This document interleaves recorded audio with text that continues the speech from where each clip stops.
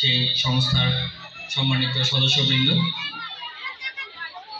এবং যাদেরকে নিয়ে আজকে আমাদের আয়োজন, আমাদের এই ছোট ছোট আমাদের এই শিক্ষার্থীবৃন্দ, আসসালামু আলাইকুম।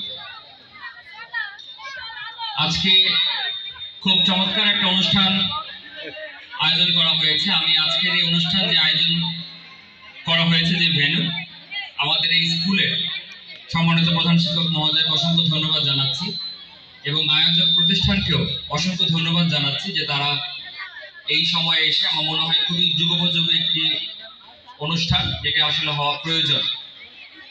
আমরা অনেকক্ষণ ধরে বক্তব্য শুনছি, আমরা অনেকটা ধৈর্য হারিয়েও হয়তো ফেলেছি, বিশেষ করে ছোট বাচ্চা যারা আছে, শিক্ষার্থীবৃন্দ।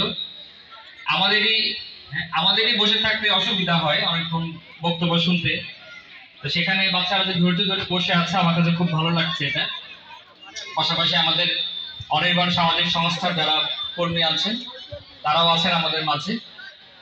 তা আমরা অলরেডি আমাদের যে সমস্যাগুলো আছে, আমাদের যে বিষয় নিয়ে আমরা আজকে এখানে উপস্থিত হয়েছি সকলের মাঝে, আমাদের ইফটিজিং, মাদক, বাল্যবিবাহ, আত্মহত্যা, সবগুলো মিলে খুব চমৎকার একটা নাটিকা আমরা দেখেছি এই স্কুলের শিক্ষার্থীদের আয়োজনে।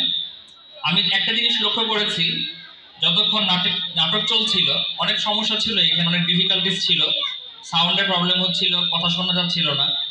তারপরও ছাত্রীরা সবাই খুব মনোযোগ দিয়ে নাটকটা দেখেছে এবং তারা খুব ডিসিপ্লিন ছিল।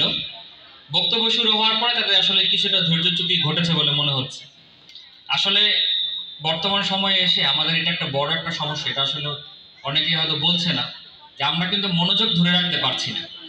আমরা পড়ার টেবিলে আমার মনে হয় এখন একটানা 1 ঘন্টা বা 2 ঘন্টা যে পড়াশোনা করার যে টেন্ডেন্সি ছিল একটা সময়, সেটা কিন্তু সময়টা কিন্তু অনেকটা আমার মনে হয় কমে এসেছে।